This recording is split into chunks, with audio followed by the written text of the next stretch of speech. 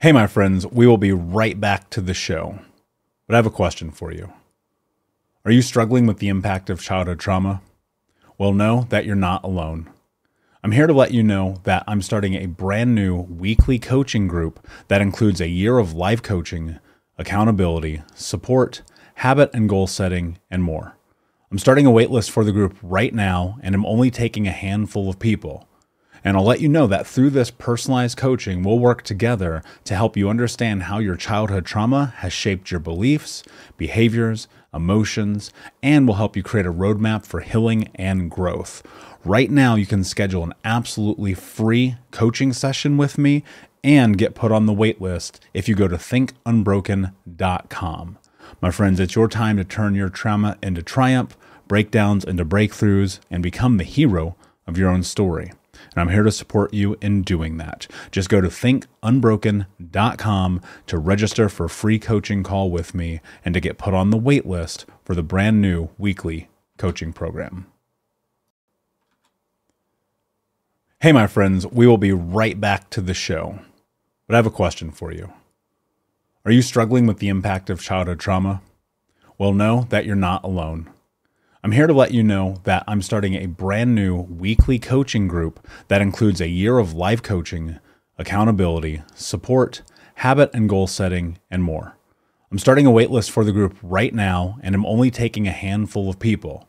And I'll let you know that through this personalized coaching, we'll work together to help you understand how your childhood trauma has shaped your beliefs, behaviors, emotions, and will help you create a roadmap for healing and growth. Right now, you can schedule an absolutely free coaching session with me and get put on the wait list if you go to thinkunbroken.com. My friends, it's your time to turn your trauma into triumph, breakdowns into breakthroughs, and become the hero of your own story. And I'm here to support you in doing that. Just go to thinkunbroken.com to register for a free coaching call with me and to get put on the wait list for the brand new weekly coaching program. You're listening to the Think Unbroken Podcast, and I'm your host, Michael Unbroken. I'm an author, speaker, coach, and advocate for adult survivors of childhood trauma and abuse. In this podcast, you will learn how to transform your trauma into triumph, turn breakdowns into breakthroughs, and go from victim to being the hero of your own story. You can learn more at thinkunbrokenpodcast.com, and of course, check us out on Apple Podcasts and Spotify at Think Unbroken Podcast. Hey, what's up, Unbroken Nation? Hope you're doing well wherever you are in the world today. I'm very excited for today's episode with one of my very close friends, homies, and compadres, Tori Gordon. Thanks for having me. How are you? I'm good. Happy to be here. Good. Yeah. Me too. I'm happy to have you here. It's been a long time coming. Yes, it has. Yeah. We've had the pleasure of knowing each other for a couple of years now. Mm-hmm. And one of the things that I think is so fascinating about you and what you do is just your ability to face adversity in ways that I think cripple most people. Obviously, I know it's impacted you. Certain things we're going to talk about today in certain ways. But before we jump into all that and we talk about your life and your story and your journey, what's something I need to know about your past to understand who you are today? Can dive right in to the deep end. What is something you need to know about me and my past to understand who I am? I think fundamentally, I am someone who sees life as school, and I am somebody who really believes that everything is life is always speaking to me and that there's something for me to learn. And so my past has been a byproduct of learning a lot of lessons, some the hard way.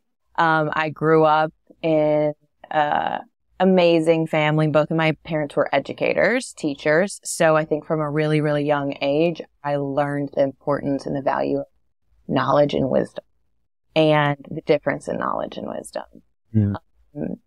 Knowledge being something you understand logically, you can talk about, you can theorize, you can analyze, you can regurgitate. And then wisdom being the embodied experience of thing. Having, actually lived it, gone through it. And so I think who I am today is a byproduct of essentially embodying the wisdom of the lessons that my life has taught me. And through a lot of those lessons, it's looked like a lot of grief and pain and reconciling and coming to terms with the pain and the adversity that I've experienced and kind of extracting the lessons from that. And so, yeah, I think fundamentally, I'm just somebody who is always looking for growth and looking for a deeper why about who I am and how I fit into the world and what my place is in it, and ultimately how I can enjoy my time here. Who are you? Who am I? I am somebody who loves to learn and has a really big heart, almost like a bleeding heart for humanity and for people that are suffering. I'm a curious learner. I'm an entrepreneur. I'm a sister. I'm a daughter. I'm hopefully a friend, someone that's super loyal and committed to just knowing myself first and loving myself so that I have something for everybody else. I'm so much more than the labels that I've, carried throughout my life. But essentially I'm a spiritual being having a very human experience and trying to integrate the truth of who I am with this identity and ego and personality of who I think I am, right? And trying to come back to the truth, of that. Yeah. So often people introduce me on stages or podcasts or in person, even this happened, like, he's a best-selling author and he has this giant podcast and this and that. And I'm like, that's barely any part of who I am, right? That's the accolades that come through maybe a lot of suffering, maybe a lot of lessons learned the hard way. Yeah. But it's not particularly ever been this thing where it is about those elements of my life. Yeah. I think the last thing that comes to mind when you say, who am I, is like listing off the things that I've done or like being a podcast host or a coach or a speaker. Those things describe aspects of what I do, but not necessarily who I am, who I be. Yeah. Yeah. Yeah. And I'm with you on the spiritual being thing. It took me a long time to get to that because I spent most of my life, I would say the vast majority, now heading into, late 30s, most of my life just being mad at the world, being like, why me? How dare you? This keeps happening. What have I done? Blaming God, spirit, universe, mother nature, looking at life through these glasses of like, why do these people get this and I don't? Right. And while our lives and our childhoods are very, very different, we both have experienced a tremendous amount of suffering, of loss, of pain. And I think that plants these seeds in you that build gigantic walls that put you in this place where it's, I don't want to say impossible to connect, but the process of getting there is, I think, a lot longer road than most people. And I know that you've experienced some pretty significant loss in your life. What have you learned about that?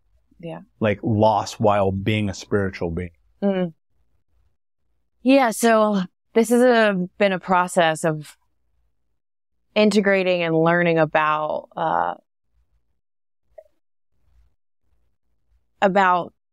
loss and grief and what my ego and my personality and the Tori that feels like a victim experiences loss. It's through that victim mentality of like self-pity and what this shouldn't have happened and the cards are stacked against me. For those that don't know about my background, I lost the majority of my family, including my mom, my sister, all three grandparents, and uncle in a short amount of time. And that was, it was easy to look at my life and think what you thought. It's like, it shouldn't be this way. This is wrong. This is bad. And I don't want this. And to live in the resistance to life and what truly was, like the facts of the circumstances that I was in, that I didn't necessarily choose, right? And I know that's your story too. Some of the things that you've experienced and the suffering you've gone through was not your choice or, you know, self-inflicted in any way. But as a spiritual being, what I've come to understand is loss is in some ways very real, but in some ways not. Like, I don't think I've lost my family.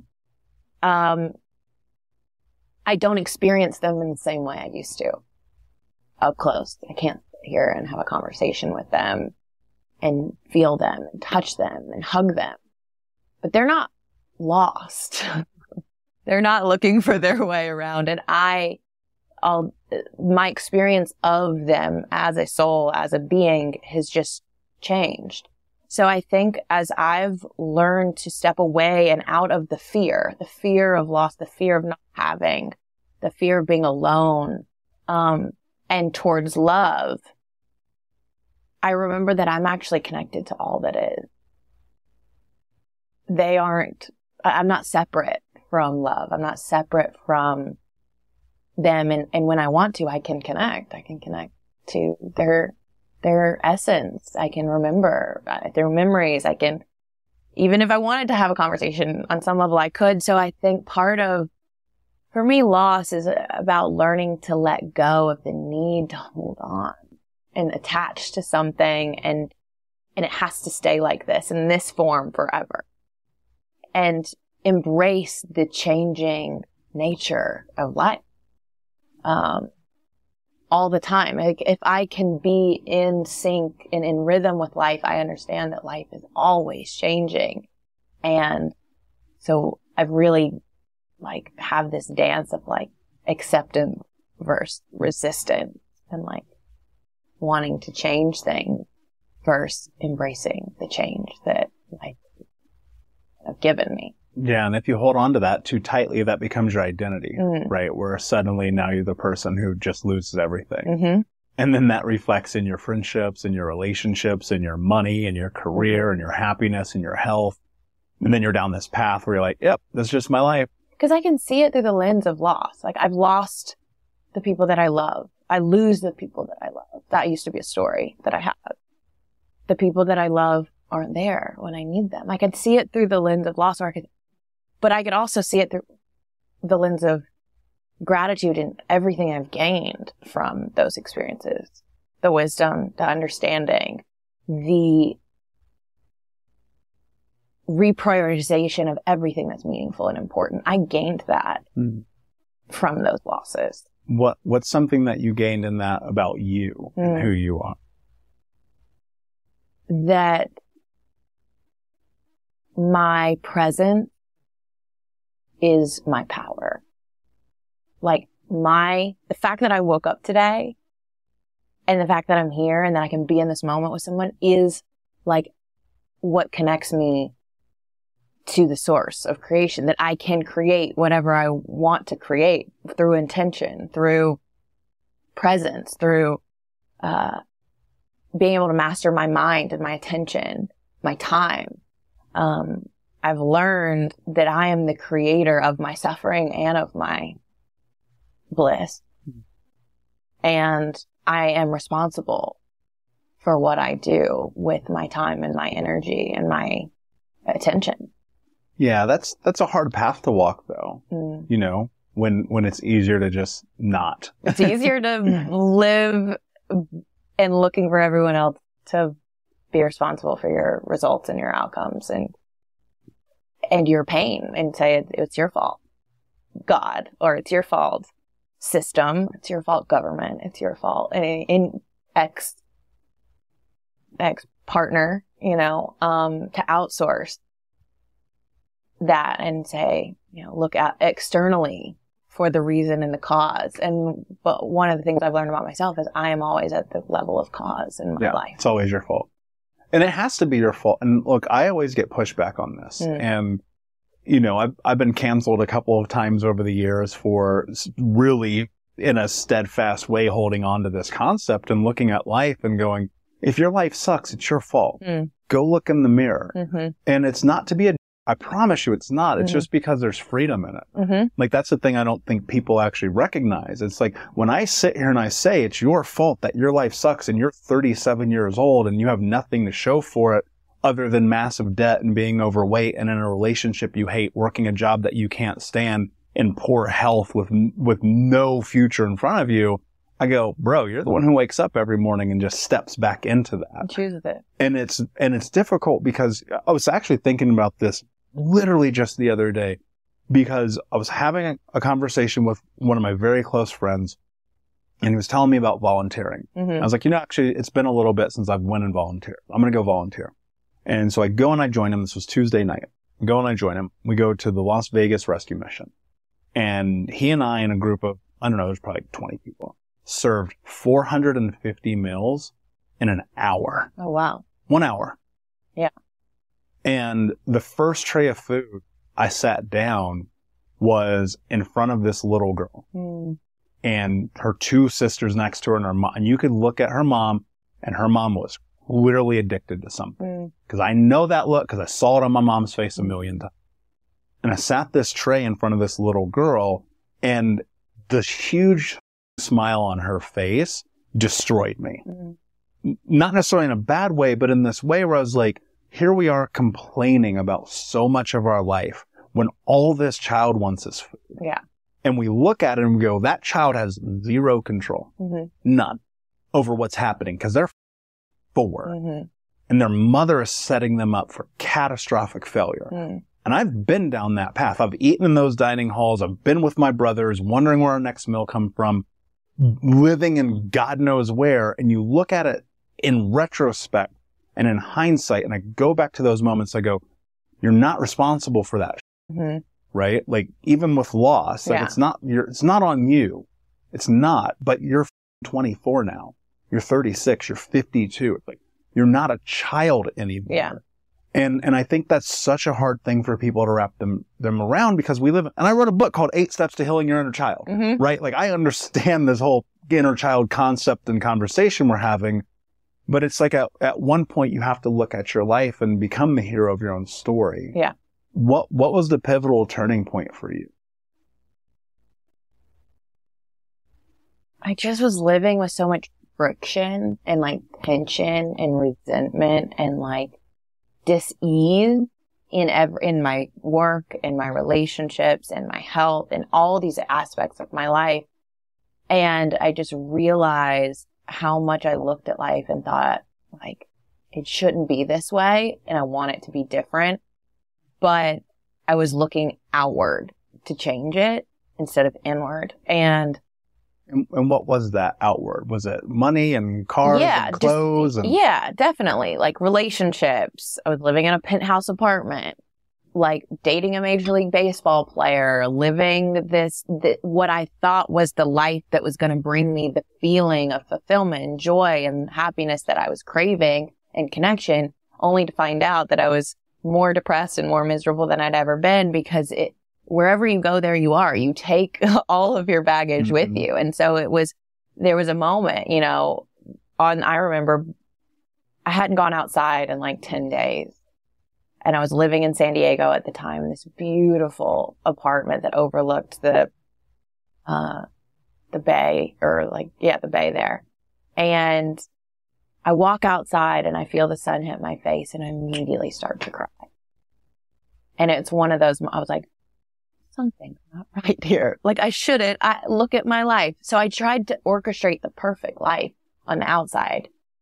I tried to work to make it all look okay so that I could feel okay.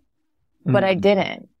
And that's why now I'm on a mission to build a life that feels as good as it looks, because it doesn't matter what you have or how hot you are, what's in your bank account, or what car you drive, if you internally are at war with yourself.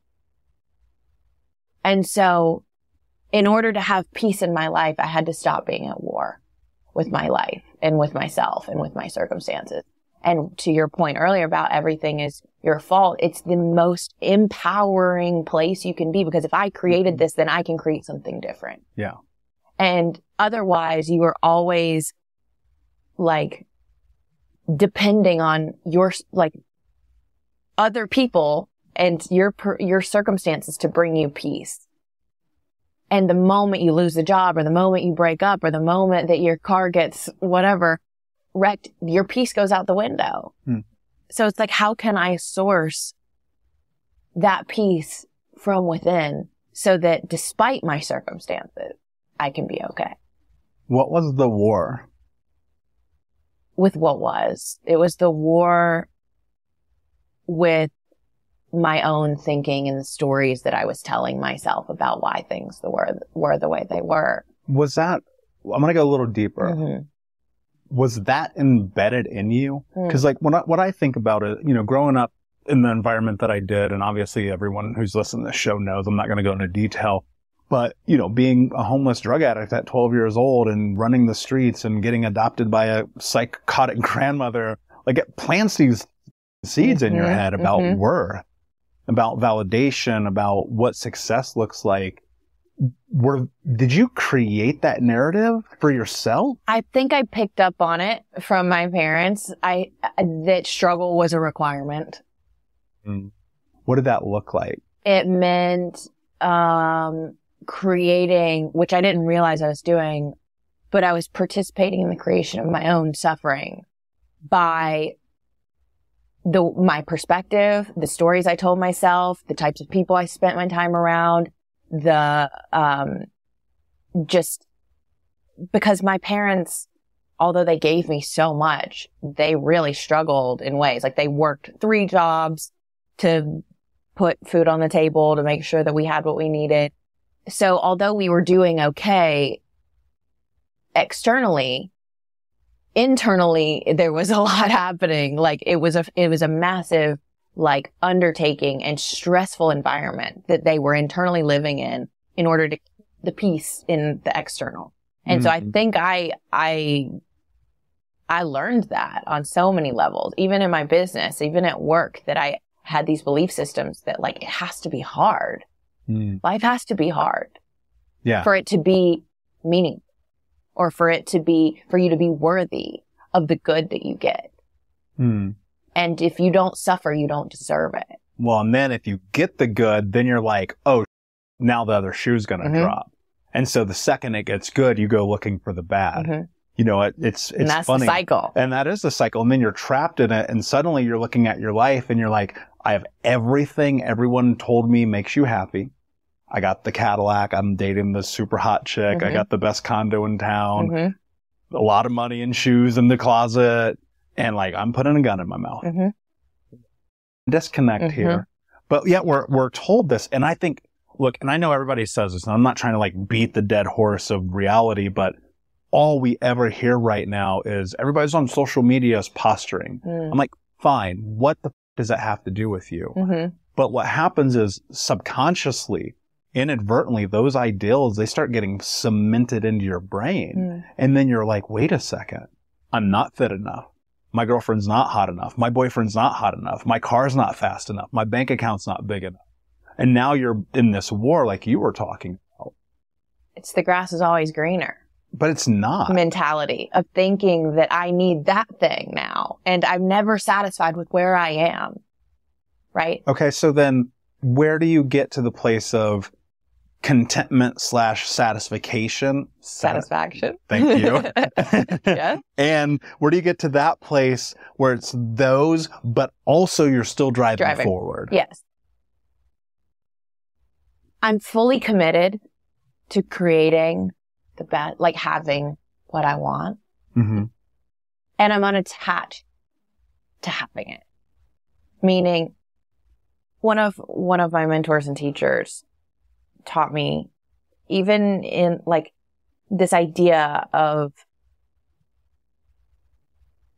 can I be with this thing that I'm experiencing, these feelings, these emotions, this house that I'm living in, like, can I be with it and not make it wrong, not make it right, not make it mean more than it is? It's like, can I just allow it to, can I exist with it, coexist with it in a neutral way? And what we do is we have circumstance and then we place meaning and story on top of it. and we call it right and wrong and good and bad or not enough or like I need more. And it's like, so it's this dance between being,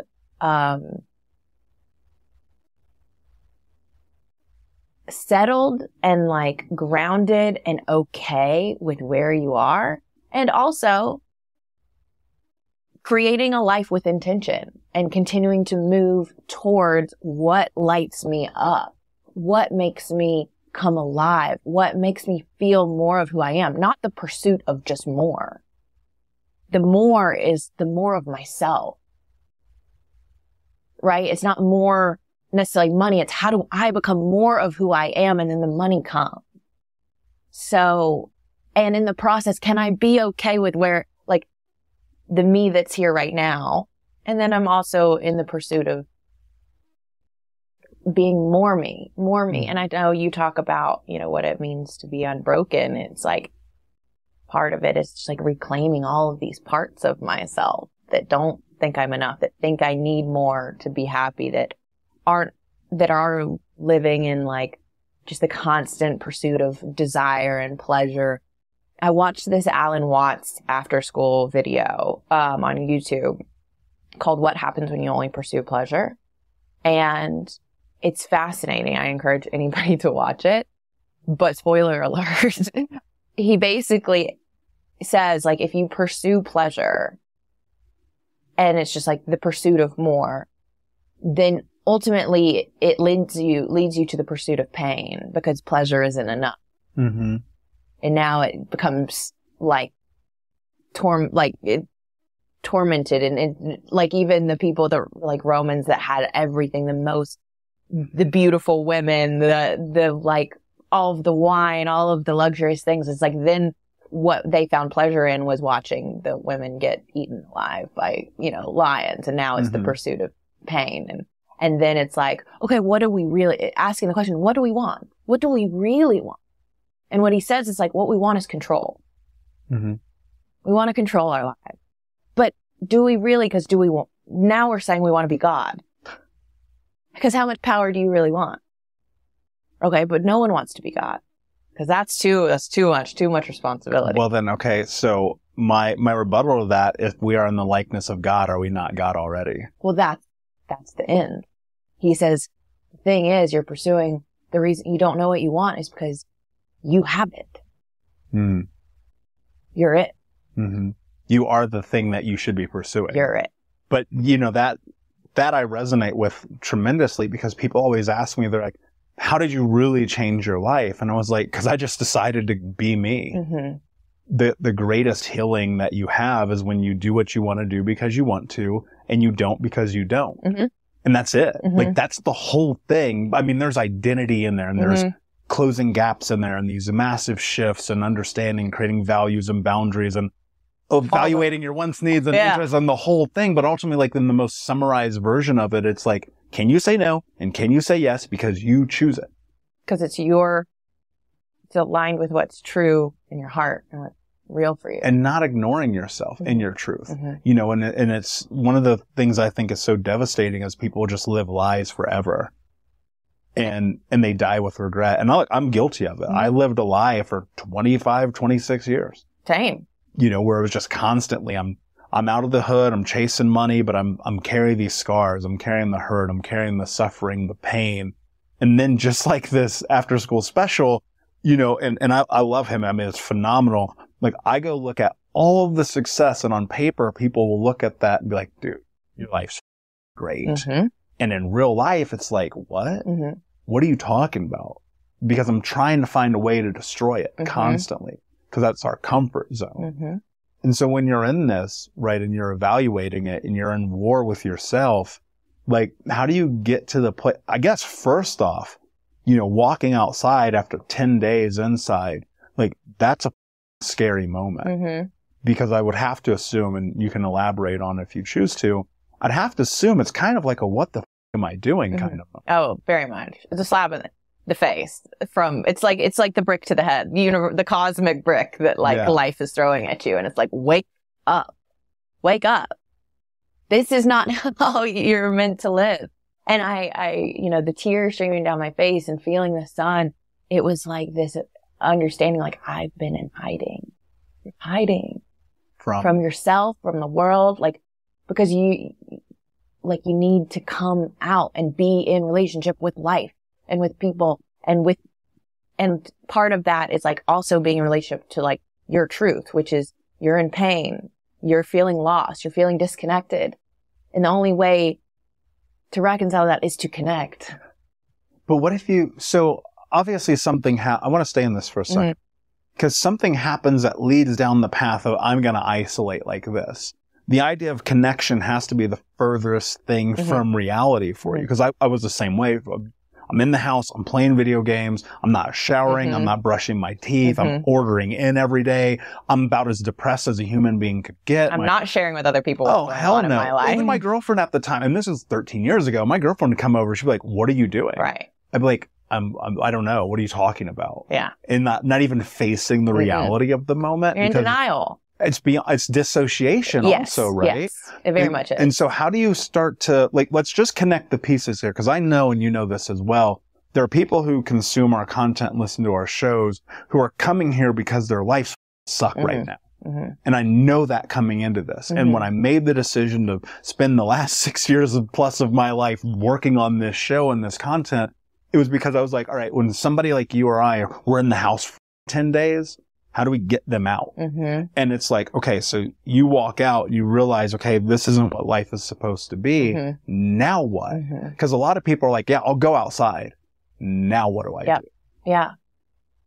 It's a great question.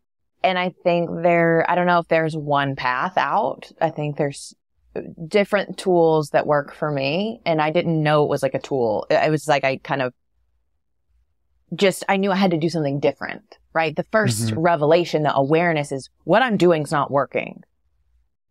The first awareness is that I don't like how I feel.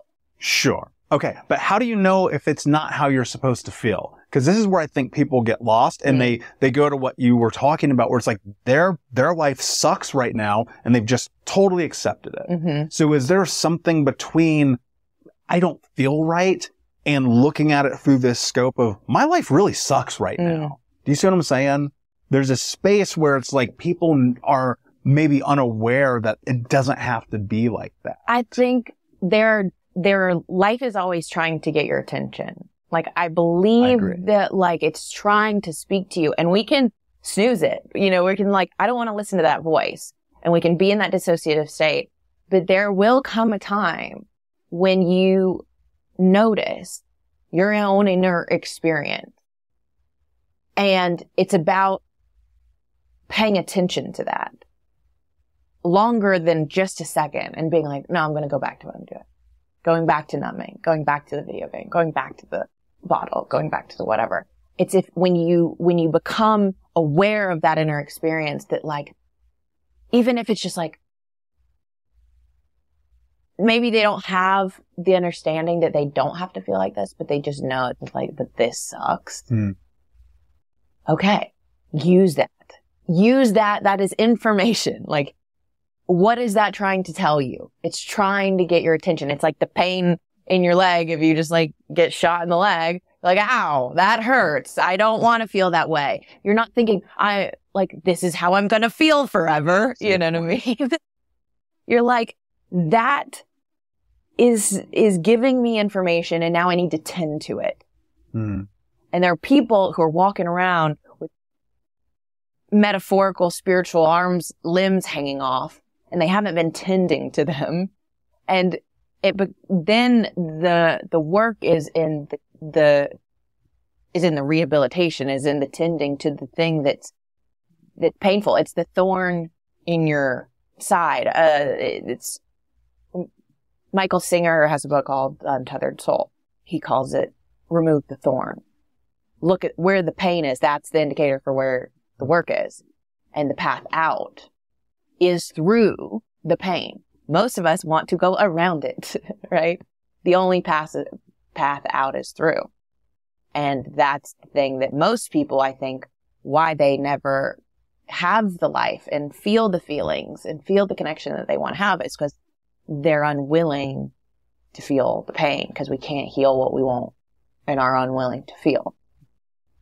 No, you can't. And what ultimately will happen is you're going to bleed on everybody around you. Absolutely. And you're going to continue to perpetrate and perpetuate the chaos that you accept as reality until one moment comes. And I think this is we all will face this moment. I don't care who you are. It's inevitable. You die and you're on your deathbed and you're like, man, life really sucked. I wish I would have just tried that thing over there or done that or attempted this. But the fear of it all is so devastating. And I really mean that. It's like people will come to me and they'll be like, hey man, like I read your book and I listened to your podcast and, you know, I'm in the coaching programs and I see you on stage and blah, blah, blah. But man, it's like, I just can't see, nothing's different. And I'm like, what are you doing? What action are you taking? Because that's ultimately the salve. You want to grow that limb back? You put on this magic salve called take some action. It's so true. But it's the fear thing that keeps you stuck, right? Because there was something in you that was entirely fear-based that led to this place of success has to be struggle. Having a good life has to hurt. I cannot have all the things without all the pain. And no one can know it. And no one can know that I'm going through the struggle. And to everyone else, it needs to look perfect. Why? Because I was so afraid of being judged. The fear of other people's opinions of me not being this, like I wanted to be idolized as like this, she has her together kind of girl. But on the inside, I was like a wreck. But why? I want to go deeper. Yeah, because I think I learned as a little girl that my performance was everything, was how I garnered love and acceptance and belonging. And in order to get that, my performance needed to be perfect or top notch to the degree that people would admire me.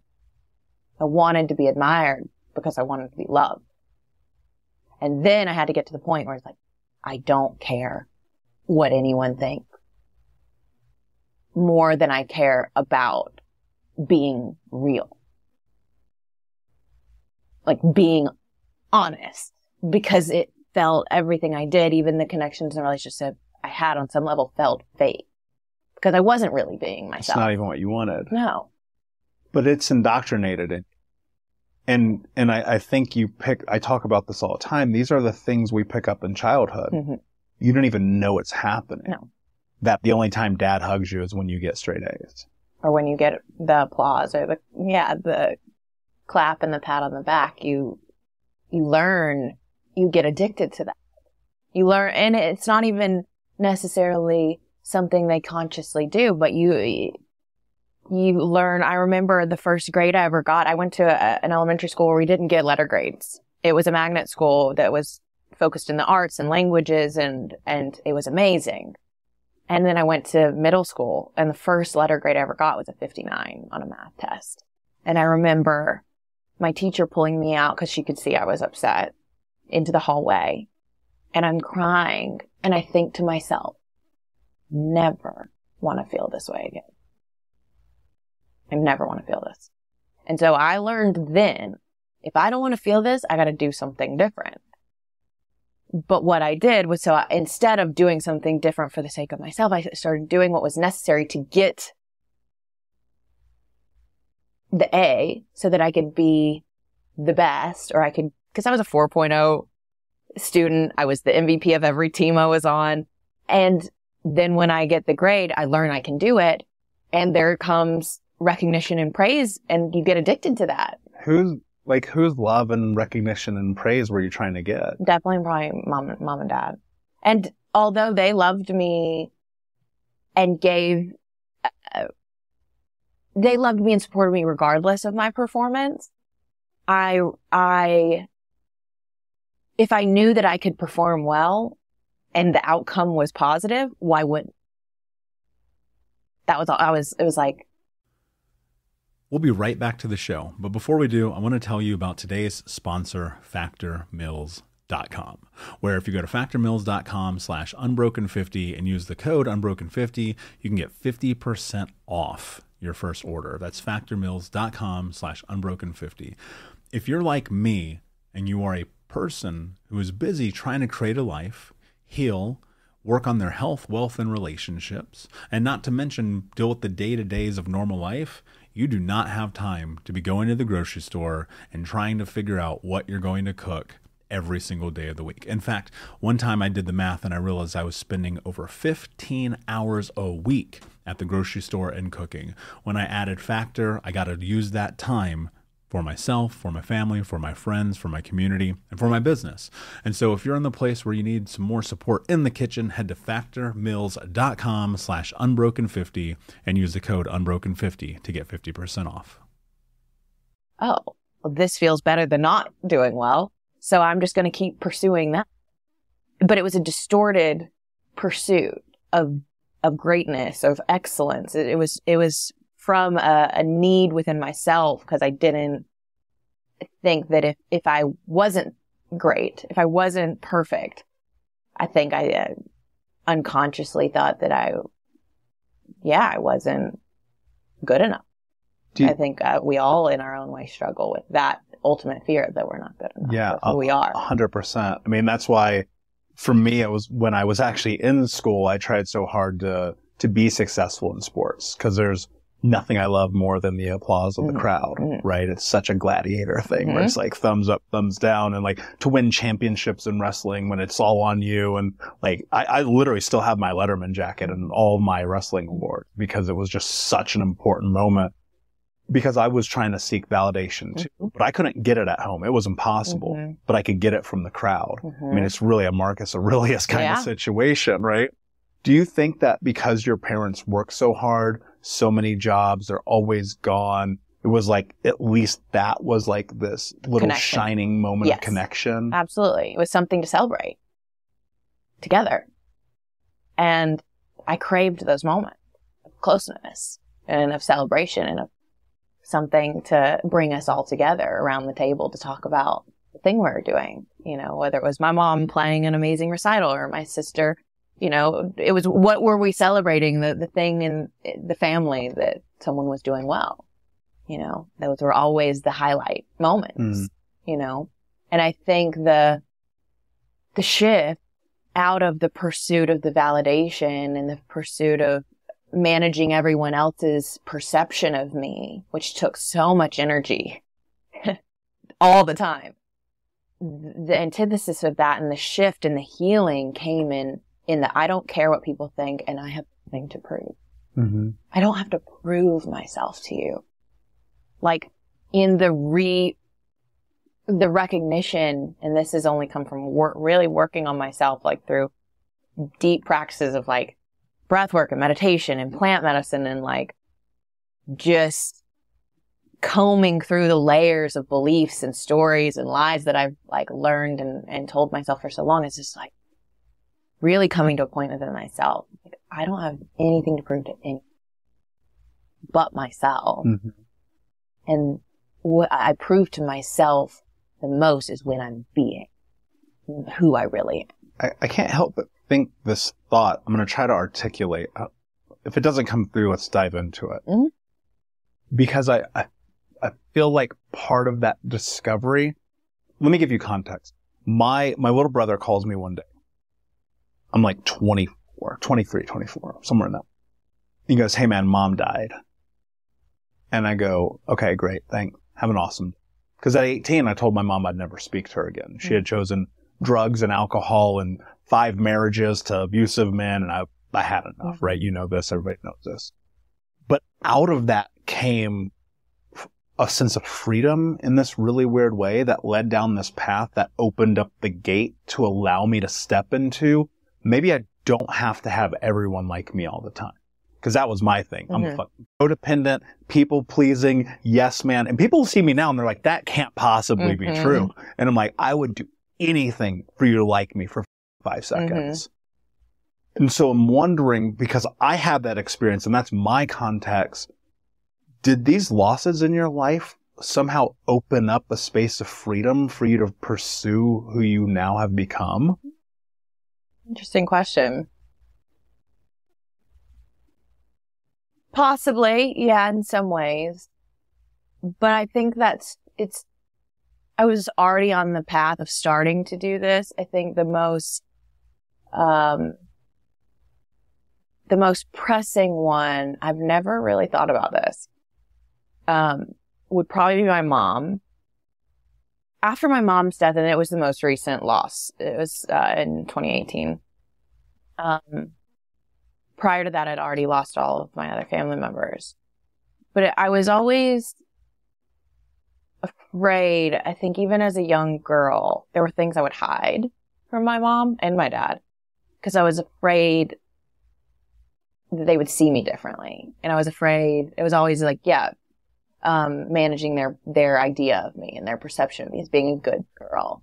So I would always hide the things that were like the spicy things I was doing. And like, I didn't want them to judge me. And I'd already started to work on that before my mom passed. But I think after, there was like this unlock of like, I was not afraid what she would think of how I was living my life. Yeah. So in that way, it is kind of an opening and a gateway to just this permission slip to just do what you want to do. Yeah, you have to. It's like there's I'll butcher the quote because I don't remember exactly, but it's something along the lines of a boy does not become a man until his father dies. Right, because we're always living in these shadows of the people in front of us, seeking their love, their acknowledgement, their admiration, their guidance, their support. And it's like, it's weird because it's like, what you hear in that is like, you don't get to really be you until you lose people, which is, in my experience and having lost many people, part of it is true and part of it is not, right? Because it is this really difficult balance of trying to understand the impact of death while simultaneously still trying to be who you are. Because death is this thing where it's like you look at it and especially if you experience so much of it, you kind of go, is this going to make me actually live? That's the question, right? I mean, death is one of our greatest teachers, and I can't remember his name. I know is it John Kabat-Zinn or Paul Kabat? I can't remember what it is. I think he wrote the book, Wherever You Go, There You Are. But he, basically says, I remember listening to this interview he was doing and somebody said, what do you think happens after you die? And he said, I'm more concerned about if there's life before death. Like real life. Before death, because a lot of us aren't living. So true. And that stuck with me. And that's what I think death has taught me is are you living? You and I were sitting in an airport sometime this year, months ago. Where were we? Do you remember? We were in Nashville. Okay, we're leaving Nashville. Okay, I remember you were getting on a yellow airplane. Yeah. Don't remind me. Dude, I'll tell you after this, but I had one of the worst experiences ever with these guys. Anyway, so you're getting a yellow airplane and I'm sitting next to you. And I self-proclaimed you the queen of fun. Maybe not in so many words. You have this uncanny ability as an entrepreneur. And I think this is if I were to lay out the entrepreneurial endeavor struggle, which I would also probably relate to really everyone now, is this need to move 100 miles an hour. And something that I have historically, it's my number one struggle. I've shared this openly. I've told you, I'm about to assume whenever this comes out, I'll be in the middle of a hiatus, something I've never done before because it's fucking terrifying. So I measure life by what scares me the most and I attack it. I can crush a 75 hard, whatever. I can do a 100-day challenge, fine. I can quit smoking, quit drinking, quit having sex, quit doing so many, but I can't chill. The David Goggins mentality. Oh my God. Right. Yeah. Well, like Goggins, something in my head's not right. You know, I acknowledge that. Yeah. And so it's like, cool. How do you step into that space of living before death? And what does it mean for you? For me, this is, when you call, the proclaimed like queen of fun or whatever, it's a new identity. It's a new thing I've stepped into over the last few years. And for clarity, it's not like you're running around doing blow all night and like driving sports cars. And let's be very clear about this. Like you go to fucking Disneyland and ecstatic dance and bowling, but right? It's been an expansion into my feminine. Now, we all have masculine and feminine energy within us. And I, especially as an entrepreneur and a leader and a go-getter, tended to always operate out of my masculine doer, like energy, get done, progress over like everything, efficiency over everything, living in this urgency culture. I have to do it now. Hitting the quota and then setting a bigger goal and going after that and continuing to move this target down the road. And that was fine. And I got a lot done and I made a lot happen. But I needed, for me, to soften into my ability to like connect with my heart, my playfulness, my ability to receive, my ability to be present, to hold space, to not be in a hurry, to learn how to calm down versus necessarily slow down. Like I can still get done from a calm place, not a slow place. Now that has required me to really work on, tapping into that feminine essence of things that prioritizes being over doing. And like with anything, it's like this balance, right? It's like the pendulum often swings, but I try to play in more of like the middle ground of both, and I don't always get it right. But as I've prioritized things like meditation, like calming, like breath, like dance, things that make me feel more like myself, more like I did as a child. I have access to more creativity, have access to more flow. Things happen much more effortlessly and easily because the place that I'm coming from internally, my intention, my energy is not one of force or control. It's presence and just like being fully here. And then the things tend to like the people that I meet, like things, coincidences that happen, the spontaneity, the playfulness with life and the moment. And it's been a deepening of we were just talking about this before, like my enjoyment of the whole process of becoming more, of being more, of having more. But it's like also enjoying the process, the daily process of getting there, because I'm only ever here. We always are in a relationship, most of us, with not reality, with our mind, with the place we're getting to. You know, we're always like, I'm getting there. It's like, where are we getting? We're only here, like in this moment. So it's a practice of learning to come back to the moment and be in the moment instead of being in my future. Practicing, I like mindfulness, like when I'm in the shower, checking in, like, am I in the shower or am I in my morning meeting already? Or is everyone else in the shower with me right now? Because I'm thinking about that instead of just feeling the water. And so I try to practice those types of mindfulness practices that help me come back to right here, right now. Yeah. And that sits inside of that idea about this acknowledgement again, like walking outside and feeling the sunshine on your face and looking at it and going, is this true? Is this reality? Is this where I'm at right now? And I can't help but think, like, in that process, there's a letting go that has to occur. You know, you cannot be who you want to become by being the person that you were. It's impossible. There's just no way, because you'll always be handicapped or stuck or trapped in the fear. And you'll be in this position where you're like, I can see what it is I want to become, but like, you're going to have to drop some weight because it's like an elevation. And so I'm wondering, like, what did you have to let go of? I want to go back again because I'm continually circling back into this because I know what it's like to be depressed and anxious and alone and keeping it inside due to the fear of the judgment and the shame and the guilt of family and friends and community and peers and business associates and people that don't fucking matter and Bob at the gas station. And, and it's like, cool, you start with acknowledgement, and now what?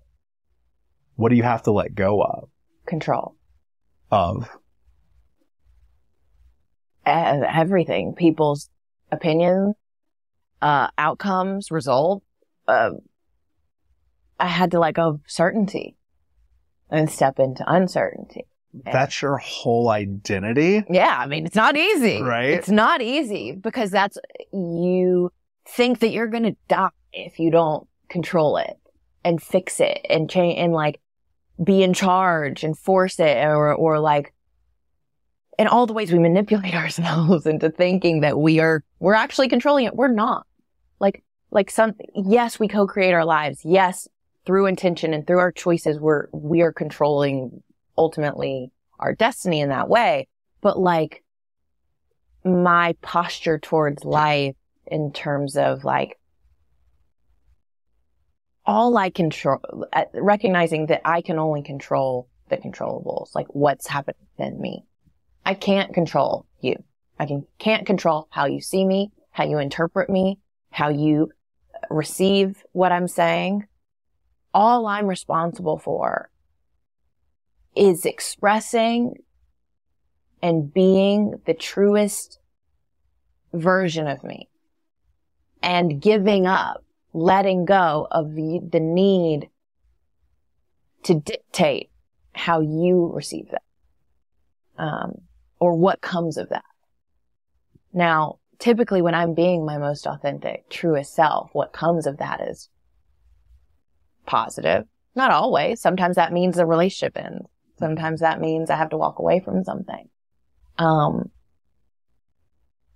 I let go of my will to embrace the I will, the source, the thing that wants to come through me, flow through me, the bigger cosmic God-like force that I feel like I am connected to. It's like my will is the ego, the personality that wants you to like me, wants you, which we all have. I'm not divorced from that. I'm not over that. I still want to put out content that people enjoy and like. And if you subscribe and you give me a 5-star review, like I still get a hit off that, and that's great. And I will still, but I don't do it for that anymore. I do it because this is how I want to be. This is who I want to be. This is how I want to show up. And this is what I want to talk about. And this feels really true for me. And I can feel in my being now when I'm out, like when I'm not aligned with that. And when I'm doing things because I think I have to, or I think I should, or I think people are going to like it. And that I now have a lower tolerance for living in that state for very long. Yeah. Well, a mutual friend of ours, Gary Brecka, told me once, again, he's a genius. Obviously, he's like the smartest person I've ever met in my life. And it's like, he said, the highest vibrating energy known to man is authenticity. It's truth. It's true. And in truth with oneself, ultimately, here's how I look at all of the journey of life. If I were to like encapsulate it into a sentence, know thyself. Because if you can get there, what actually starts to happen is because of necessity, truth must exist because you can't lie to yourself. Well, I mean, you can, but then guess what? You're fucking in a house for 10 days. You don't go outside.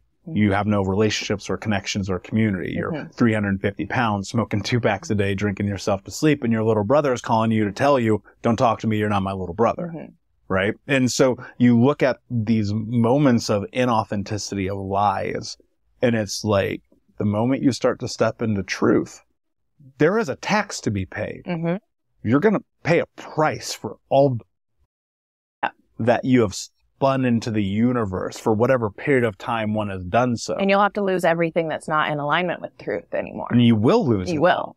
And you will. And I've lost so many friendships, money, relationships, community, business opportunities. Yeah. I mean, even I got someone asked me to come speak at an event, and they're like, but you have to wear a suit. And I said, I can't come. You've seen me. What do I wear? I wear fucking jeans and leather jacket. That's your uniform. That's like your, that's your thing. I would right now, but it'd be sweaty under these lights, And so it's like that authenticity that is the reason why you and I have bonded over, why we are connected, because it is the vibrational frequency in which we can see each other. Because energetically on this ginormous, incalculable quantum plane that we happen to be on, we know when people are fucking lying to us. Yes.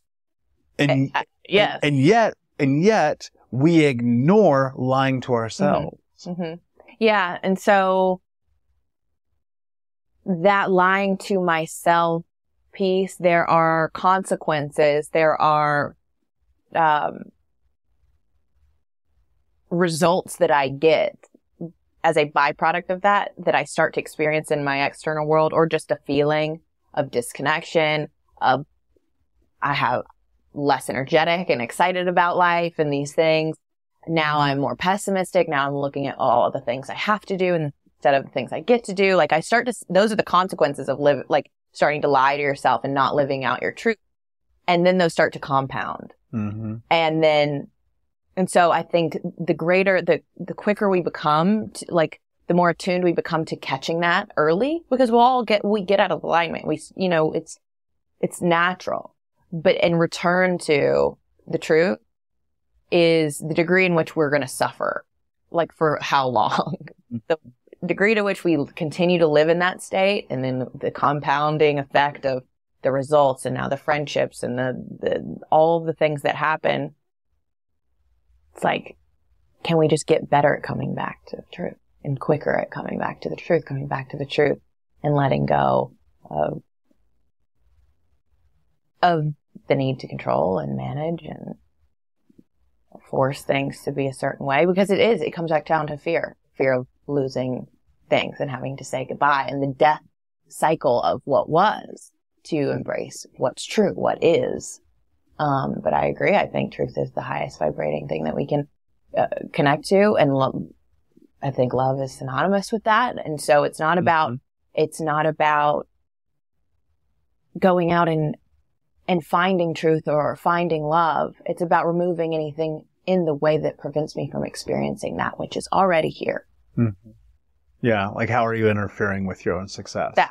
What lies or what beliefs or what is actually in the way of me experiencing that, which I think is in the accomplishment, or is going to give me that. We think all the things we're doing, most of us, and trying to accomplish and get and accumulate and acquire, is because we think it's going to give us a feeling. It's like, I do that not because I need the car, but it's the feeling I think the car is going to give me. For 1 second. Yeah. I'm going to be a cool guy, and now I'm going to get a girl because the car I'm driving, whatever the fuck. And it's like, what if I could experience that feeling that I'm desperate for right now? It's here. It's accessible. I just need to remove what's in the way of me that's blocking me. Yeah. That's the path I'm on. It's like, no, you can have it. You can have it now. You want love. You want to feel connection. What's in the way of you feeling connected? Yeah. Your distraction, your stories. You're in the way. And it's like no one gets away with lies. Ever. My God, the prices I paid. Like, I can't even really articulate how painful it was to tell the truth. To myself, to my friends, to the people in my life, to my siblings. And then, looking at life through where I'm at today, all of it started because I had to pay this massive tax. Yeah. And it sucked. You're going to pay either way. You're going to pay either way. I agree 100%. It's like pay now or pay later. And what I realized is I was always paying later. It was like I would spin a yarn, if you will, and you fast forward 8 years and it comes back. And I'm like, I got away with it. I thought it like... Yeah, and you never get away with it. And you never get away with it from yourself. And so when I sat down and I was like, I'm going to articulate my values, I'm going to start with honesty. And I'm going to tell the truth as much as fucking humanly possible all the time. And it's incredibly uncomfortable. And it's incredibly this painful experience, even within my friends, where there's a thing that happens and I call attention to it. I feel like that is my responsibility. And I expect that in reciprocation. And the reality is that thing about honesty, about looking at and evaluating my life when I was at rock bottom and I was stuck and I was depressed and I was living in fear and I was codependent and all of those things. That truth is what allows me today to sit here and be with you. Mm-hmm. And that's the scariest part because I can't promise you that today happens because I don't know, because everybody's journey is different. But what I do know is that you'll fucking sleep better at night. Yes. Your community will be different. Your bank account will look different. Your body will look different. Your mind will feel different. Everything will be different if you stop lying. Well, and that became the goal, right? Was that like I could sleep at night, that I could look in the mirror and like who I see. Yeah, good game. That's why I stopped trying to prove everything to everybody else and was like, I need to like me. I need to know that when I look in the mirror, I'm seeing not all the masks, and I'm not even like I'm lying to myself and trying to convince myself I'm something I'm not, or that I'm okay when I'm not. And it's like, how many nights did I go to bed trying to talk myself into something? Being like, you are happy. This is the right relationship for you. You know what I mean? Like, you're not going to have to convince yourself of the truth. That's probably the best way I've heard anyone phrase that. Because you're right. Because you won't have to. Because it will just be. You'll just know it. That's exactly right. And that's also the scariest thing. Because it could be about anything mentally, emotionally, physically, spiritually, sexually, financially, all of it, relationally. It will come to you and you will be in a moment in which you have to acknowledge the truth with yourself. And a lot of that truth, like, I love this conversation because this is the very thing that changed my life forever. Because I was living for all of everything into being what everyone told me I should be. Constant. And I would reflect on it. And what's crazy too is go look at your relationships when you're a liar. They suck. Yeah, they do. And it sucks for the other person too, because you're pretending to be something for them. So we're not ever really in relationship with each other. We're in relationship with the like presenter that we bring to that or the mask that we're wearing or whatever. It's like we're interacting with each other's masks, not with each other. Yeah. You know, when you go to like an event, you have, this is hypothetical. Okay. This is a complete hypothetical. This is not a real thing. Okay. You go to an event and you see a couple or a dinner or you're at the game and like there's this couple, but you know this couple. You're around them. You talk to them all the time, whether independently or together. And you know this. I'm just going through my own process of looking at what this was in my experience. And in public, they're everything that you could ever want. And coupled.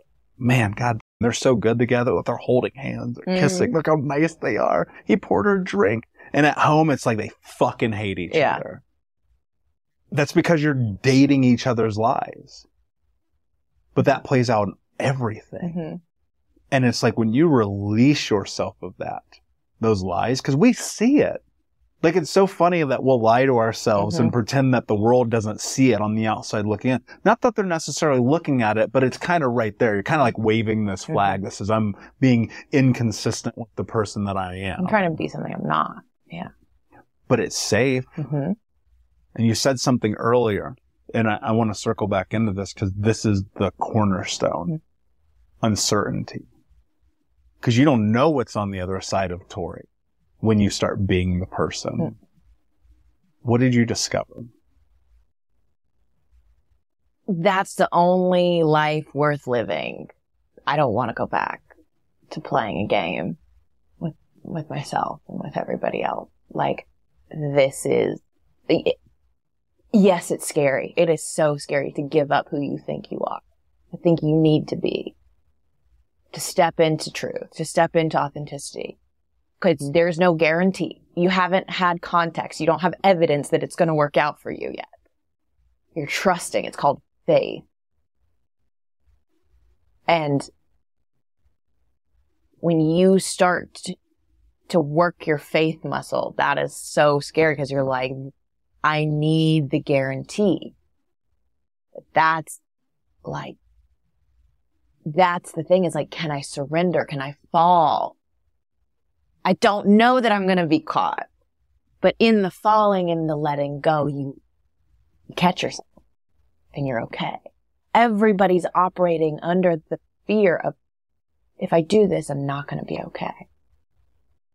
And so for me, it's been a spiritual journey of like resting into like, what if little girl, little Tori knew, what if deep down in my soul, like I knew there was a force beyond me that so loves me more than I love myself, like that I come from, that is like, what if I could rest and relax into the idea that I'm going to be okay? If I do this, I'm going to be okay. Do I know it without a doubt? Like, no, maybe, but this is, I'm going to trust, I'm going to surrender, because what's the alternative? The alternative is playing the game with yourself. The alternative is lying to yourself. The alternative is posturing for the rest of your life, and I just couldn't do it anymore. Misery. Yeah. Just oh, yeah. And that's when awareness is brutal. That's why they say, like, ignorance is bliss, because it truly is. Because once you know, and the light's been turned on, you can't turn it off. You can still live that life and posture and let your ego run the show and try to control all the things and make everyone like you. But, like, you are that's being at war with yourself. Yeah. My God. I mean, I look at, and I have a tremendous amount of empathy for the ignorant. Mm-hmm. Not in being dumb, right? Let's be clear. Let's contextualize this. Not ignorant as in being dumb, but ignorant as in being unknowing. Mm-hmm. And when I was ignorant, unaware, yeah. Oh my God. I cannot imagine touching that life again. There's nothing that I'm more fearful of than that. Mm-hmm. That in some weird, fucked up way, I would end up ever remotely close back to the version of the human being I used to be. And that's the thing that drives, right? That's the thing that makes me push so hard constantly to not take the vacations, to not do the things that normal people do and go party and drink and have fun. It's like, that's why I get up at fucking 5:45 a.m. and start my day with journaling and meditation and podcast. And because I'm like, but I've come to realize what you just said. And it's always an evolution, is what I will always say. Because I've been really good at, like, I'm going to take a Tuesday off. That's fine. Yeah, I'll do it all the time. That's great. But I was like, I'm going to do it longer. Mm-hmm. And I realized that my fear, going back to this airport conversation you and I had months and months ago, my fear in taking long bits of time off is when I would do that in the past. Mm-hmm. The idle hands are the devil's playground. Mm-hmm. And I would find myself I would find myself in some precarious situations. And I've come to realize now it's not about not trusting myself. It's about, man, there's something that is so fulfilling about the speed of my life. Mm-hmm. And until it's not, right? And so you can't go back. Mm-hmm. There are plateaus. They're not plateaus as in like you're stuck here, but they're the next elevation and you can't go back down the hill. Yeah. Well, and the war in your mind is when you know the truth, but you don't act on it. Yeah. And then you're the only casualty. Yeah. Because it's the way you're showing up, the way you're behaving, the way you're acting isn't congruent with what's true. That's when it's hard, because, and talking about driving, like, that's what drives you. It's like, I think of that unconscious, unaware, disconnected person. Like, if you're driving, that's what's driving. It's like you're blind. Mm-hmm. You're on the road. Yeah. And you're going to leave a lot of casualties. Like, you're going to be all over the place. It's going to be a fucking wreck. Yeah. And everything we're talking about is the process of waking up, becoming aware, becoming conscious of your choices and how you're living and why you're living that way and how you want to live. Yeah. And touching it deeper and finding out when you're even today, when you are living in what you believe to be the most authentic version of who you are, can you go deeper? Mm-hmm. Can you really express truth? And knowing that in doing so, that there may not have to be casualties, but there's going to be a lot of people who are not going to be on your team anymore. For sure. And there's they want you to be the version of you were before. Even still. Yeah. Even still, like there's you look at it and go, man, I've known this person for 2 years or 4 or 5. Maybe I didn't know them when they were this or they were that. But we're pulled into this idea of, this is how we recognize you as this version of you 2, 4, 5 years ago. And if you're doing this right, like this is my firm belief. If you're really playing this game right, if you're really living life in accordance with know thyself, you will not be the same person I met. Mm-hmm. And in that, you have to let go of as well from the outside looking in, because there's further freedom there. Before I ask you my last question, and this has been just an amazing conversation. Thank you. So glad that you're here. Where can people find you and learn more about you and what you do? Yeah. So I'm on social media. You can find me on Instagram and TikTok. I'm the Tori Gordon. On all platforms. And I have a website, torigordon.com. And then I also run a podcast called Coachable Podcast. And you can find that on YouTube and wherever you stream your podcast. Wherever you're listening to this, you can also find my show. Which was also recently, and congratulations, the #1 show in the world. Yes, in the education. Yeah, in the education category. We're very excited for that. So I love it. We do similar kind of conversations, just trying to get to the root and the juice, out of life and out of what makes life worth living and playing, how to play, at the highest levels. Yeah, I love it. And of course, I have the honor of being on the show. Yes, multiple times. A couple of times. Yeah, twice. So it's you amazing. definitely go check out those episodes. For sure. And of course, guys, we'll put the show notes in the website at thinkunbrokenpodcast.com. My last question for you, my friend. What does it mean to you to be unbroken? What comes through right now, which I think has been the heartbeat and the essence of the conversation, is to be an expression and in alignment with my deepest truth and living that moment to moment. Because when I do that, I'm not broken. I'm whole. Yeah. Brilliantly said, my friend. Thank you so much for being here. Unbroken Nation, thank you for listening. Please like, comment, share, subscribe. And remember, when you share this, you're helping other people transform trauma to triumph, breakdowns to breakthroughs, and to help them become the hero of their own story. And until next time, my friends, be unbroken. I'll see ya. Thank you so much for listening to Think Unbroken.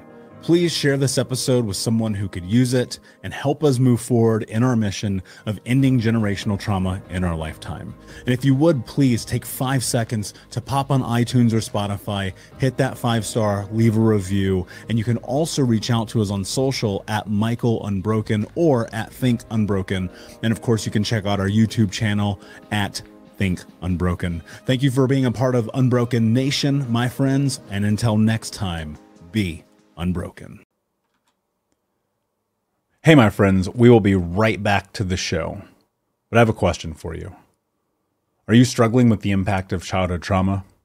Well, know that you're not alone. I'm here to let you know that I'm starting a brand new weekly coaching group that includes a year of live coaching, accountability, support, habit and goal setting, and more. I'm starting a waitlist for the group right now, and I'm only taking a handful of people. And I'll let you know that through this personalized coaching, we'll work together to help you understand how your childhood trauma has shaped your beliefs, behaviors, emotions, and will help you create a roadmap for healing and growth. Right now, you can schedule an absolutely free coaching session with me and get put on the wait list if you go to thinkunbroken.com. My friends, it's your time to turn your trauma into triumph, breakdowns into breakthroughs, and become the hero of your own story. And I'm here to support you in doing that. Just go to thinkunbroken.com to register for a free coaching call with me and to get put on the wait list for the brand new weekly coaching program.